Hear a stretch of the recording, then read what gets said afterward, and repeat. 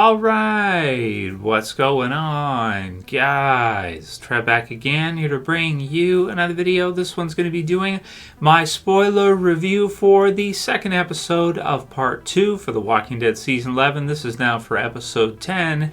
It is called New Haunts.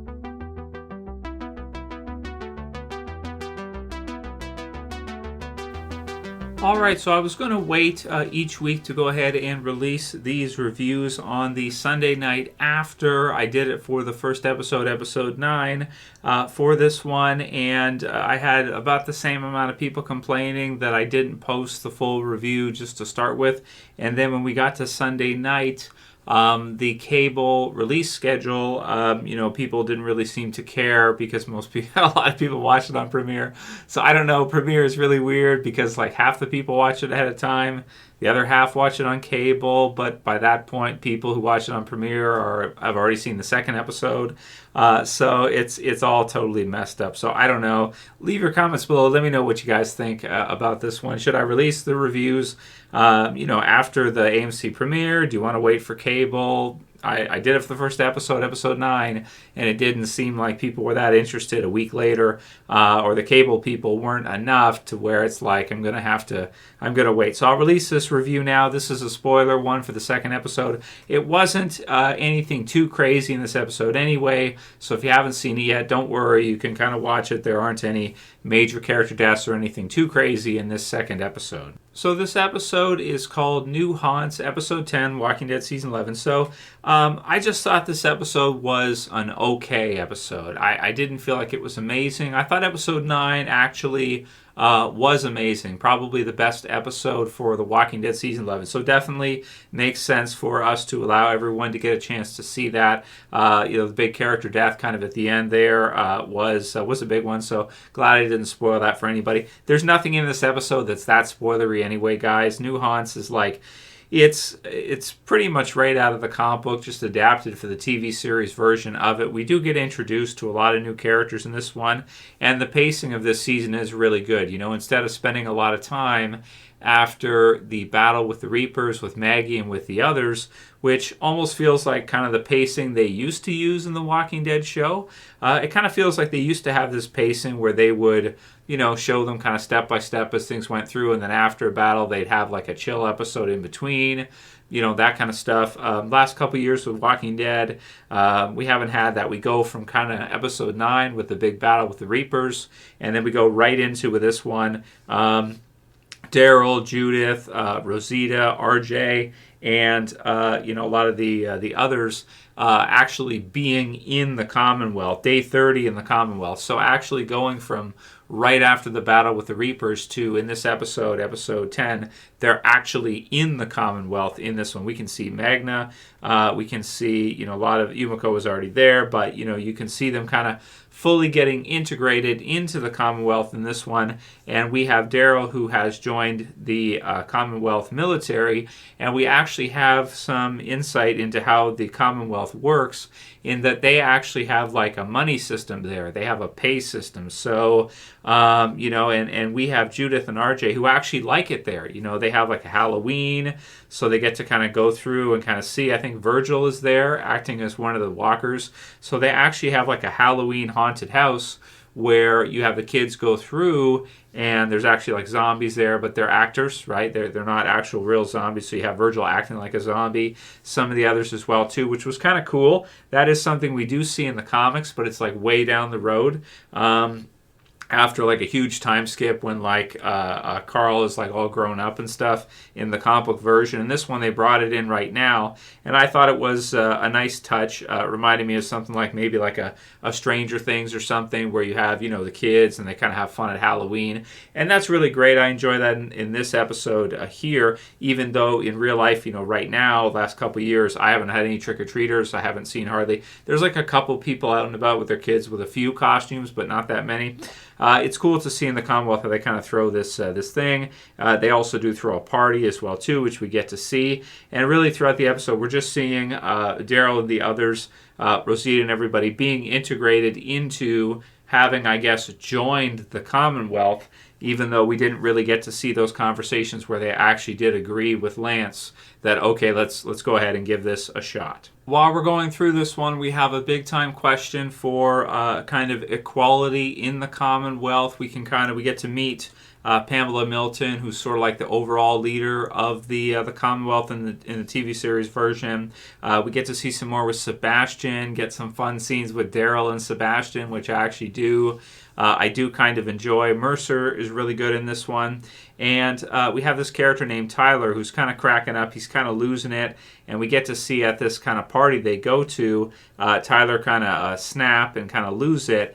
And we get to find out through Rosita's point of view near the end of this episode here that there is a huge kind of rebellious part of the Commonwealth where there's a lot of class tension in the Commonwealth, I would describe it as, where you have kind of this super class in the Commonwealth, which would be like your Pamela Milton, your Paul Sebastian, and you have a lot of just the regular kind of workers there, like Tyler and like some of the others, that are not necessarily happy with kind of maybe either the pay structure or kind of the lack of equality there, being very different from where you have Alexandria or something, or Maggie's group, possibly at the Hilltop right now, where you have them basically treating everybody as equal. They share everything. They're just trying to survive. They're just trying to make it by. The Commonwealth has gone far beyond that point to where they've recreated their own kind of class structure. So you have people that are successful in the Commonwealth and people that are not as successful in the Commonwealth. And then you have like some of the top people there, Lance, I take it, Pamela and the others, where they're like very, very successful compared to the others. You have people like Daryl and Rosita that have to prove themselves by going through and clearing some walkers out of some different little compartments, apartments, and little houses and things like this. They get kind of partnered up by Mercer with different people, and Daryl gets kind of partnered up with kind of a useless guy. But we get the sense when we watch it that Mercer kind of recognizes, like, whoa, when he gets to see Daryl kind of wrestle with some of the walkers, even without a knife in hand. The other guy has it. Daryl's still smashing them even with his bare hands, which I'm sure Mercer must have been incredibly impressed by. And then you have Rosita as well. Amazing that when she doesn't have a knife, she actually, like, it's a pretty sweet scene. She like rips off a part of a zombie. Is it arm or leg? I have to think back. Watched it last night. Arm or leg, and then uses it to stab the zombie and kill the zombie, kind of even unarmed. So we really get to see Rosita and Daryl in this one really shine as members of the military, and I get the sense, even though Mercer doesn't make it obvious it's the case, that he's like, whoa, these two are very impressive. Maybe Daryl kind of criticizing Daryl for his lack of teamwork a little bit. But Daryl's kind of like a lone soldier, a lone gunman anyway, and he's not so used to having him with some useless guy who can't even defend themselves. Who maybe Beth was better at defending herself than this guy.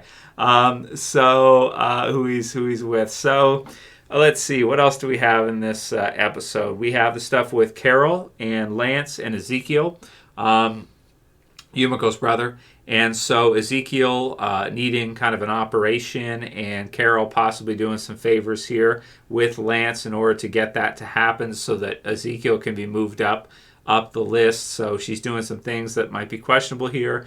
But we get the sense in this episode that she still cares for Ezekiel. She still has feelings for him. And he is a really great guy, even, trying to be always kind of being positive, even though he is in the Walking Dead universe. I mean, if you can be positive in that situation, you could be positive in just about any situation. So I am a huge fan of Ezekiel. I did predict that I thought he would survive, and we can kind of see that building up here with Carol doing what maybe some things, maybe making some deals that she might regret later, but she's doing what needs to be done in order to save Ezekiel. We do have some cool parts, like they get a vinyl record of Megadeth, which is pretty sweet, and they're like listening to it. Some good scenes with Daryl, RJ, and Judith just kind of hanging out and kind of living in this new, totally different, kind of strange environment in the Commonwealth. The party that they have, where you have Pamela, you have the others go to, is almost like an elite party. They have like a little bit of a masquerade type thing going, or something. Reminds me of like Eyes Wide Shut or something.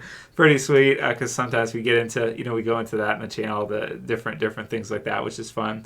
But I do like the design of the place that Rosita finds when she finds kind of like, is it a closet she's in? And she presses through the back and she sees all this, stuff around that some people are really not, really don't like the Commonwealth, and that there's this dark underbelly that they have just gotten to see a glimpse of with Tyler, maybe. But they can kind of write him off as kind of like just some crazy guy. But once Rosita sees this like resistance thing there, in this place they're clearing out, she must have an idea that maybe she'll have to tell Daryl, she'll have to tell the others this is what's going on. Also, you can see Sebastian is with Daryl and Rosita, and they're clearing out, like they're doing some kind of training for Sebastian, and he is absolutely useless. He's got like different weapons he can choose. There's like walkers coming out like one at a time, and he can barely even with all this gear on and everything, all this awesome weapons he can choose whatever he wants from. Daryl has to kind of like save him with a bolt. I also question if Mercer maybe didn't want Daryl to do that, because if Sebastian does get bitten or something, there's got to be a part of Mercer which is like, I don't, you almost kind of want it to happen. Like it's kind of his job not to let it happen, so he's kind of doing his job. But at the same time, Sebastian is such a little prick. He's such a little bastard that you almost want to see him get bitten by. So he gets like stuck with this walker with like a dagger in its neck or something, and it's just kind of pathetic compared to what we're used to seeing with Daryl and the others out there in the world surviving, where they may have to take on like a dozen walkers all by themselves, and Daryl is usually able to do that without too much trouble, or Rosita or the others, they get a weapon of choice and they're just having fun with walkers, killing them no problem. Here you have Sebastian, he can't even really barely take out one or two by himself. So it's definitely, with this episode, getting to see just the same as the comics. It's a new kind of territory for Walking Dead. We have never seen a group or a society like this in Walking Dead, and it might be most similar to something like a Woodbury. It definitely doesn't, Commonwealth doesn't make me feel like Sanctuary, Negan, and the others, Saviors. It doesn't remind me of like maybe Alexandria that much. It feels very different from Alexandria to me. The closest thing I can compare it to, it doesn't feel like the CRM either. Probably the closest thing I can think of is like a Woodbury. It's sort of like a Woodbury without a governor, with like more regular people that had like another 10 years or 5 years to like grow and kind of become this thing, where they do have a pretty good military. They do have someone like Mercer where everybody claps for and everyone likes. They're kind of setting up for him and Princess right away. I like the funny part at the door where the guy's like, there's a dress code, and then Mercer just kind of just kind of stares at him like, whatever. And he's like, oh, I mean, okay, go ahead. It was wonderful. So big fan of Mercer, really awesome addition to The Walking Dead, really funny. And there are some good new characters in this one. Pamela Milton comes across as like a Hillary type character for me, or something like this. And that's just the way I see her. And Sebastian comes across in the TV series version as a very like Joffrey-esque type of character. So it's very on point to what I expected with respect to having read the comics, having done reviews for every issue of the comics. And I'm intrigued to see what you guys think about it, because it's very, very different from The Walking Dead that we're used to. I also do like the fact that they have Maggie and Maggie's group on the outside. They have Negan on the outside. They have Alexandria on the outside. So you have, different... it's almost like different shows. You watch some scenes with Megadeth records in the Commonwealth, and you wonder, am I watching, like at the party and stuff, you wonder, am I watching Walking Dead? They're talking about money and stuff, which is weird. Am I watching Walking Dead? And then when we kind of switch to outside when they're clearing through the houses and stuff, it's like, okay, yeah, obviously I know what I'm watching here. The uniform's a little bit different. Seeing Daryl in it is really awkward with like the white Commonwealth uniforms. But I am looking forward to seeing some of the stuff with him and Maggie that they kind of set up, and just how this all feels, because it's definitely a different feel for Walking Dead. It's completely new compared to what we're used to. It doesn't feel like any, aside from like maybe Woodbury a little bit, times 10 or something, or times 100. It doesn't seem or feel like anything we've seen before. So I'm going to give this episode an 8 out of 10. I thought it was good. I enjoyed it. I'm not going to say it's a 10 out of 10 like episode 9 was. It wasn't amazing or anything like that. But it introduced and gave us a little bit more with a lot of different characters. I am interested to see what's going to happen with this Tyler guy. Interested to see what happened with Eugene. You have like the Stephanie there with Tyler, and kind of the fake Stephanie disappearing. So how will Eugene feel if he finds out he's been played in episode 11? So the Commonwealth, very kind of tricky, and a different type of maybe threat, and a different type of group that we have never seen Daryl and the others deal with before. So will Daryl get some of these parts from the comic with Dwight, where he really is resistant to the Commonwealth because he sees it as, you have this super class there, you have this superstructure of this kind of inner elite in the Commonwealth, and then you have the workers like dish people and stuff like that. And how will he feel like that going back to regular life? Because if we remember, when we understand Daryl, we look at his background, he has not, we get a sense that him and Merle, like in regular life before the zombie apocalypse started, before The Walking Dead began, when it was just regular, we get the sense that he was not very that happy of a person. Doesn't seem like he's that successful. It seems like, to me, Daryl is almost better equipped for the zombie apocalypse world than he would have been for the regular world. So I'm looking to see some of the parts with Dwight in the comic where he really is against the Commonwealth and what they're doing. I'm looking to see, will that be given to Daryl? Will that be given to like Rosita? Somebody else? How are they going to work with that here? But I do hope, wrapping up The Walking Dead, I hope there are not too many like huge character deaths. Like I would really like to see Daryl survive, Carol survive, Rosita survive. Not everybody can, but we'll see how this whole thing kind of wraps up here as we're going through. So that's my review for New Haunts. It's pretty good, 8 out of 10, but not anything incredible, not anything amazing, but definitely something that is really a different version of Walking Dead. If people haven't watched Walking Dead for a while and they just happen to watch this episode, they're going to be like, what am I watching? I have no idea what this is at certain parts, because they're going to be like, is this Walking Dead? Rick's not there. Okay, you have Daryl. I recognize him, recognize Rosita, recognize some of the others. But what is all this? Like, they just won't. I won't get it at all. Leave your comments below. Let me know what you thought about this one, guys. If you like the review, please thumb it up below, share, favorite, and subscribe at the bottom. So for this one, see you guys again soon for another. As always, this is Trev, and I'm saying peace later, guys. See you soon.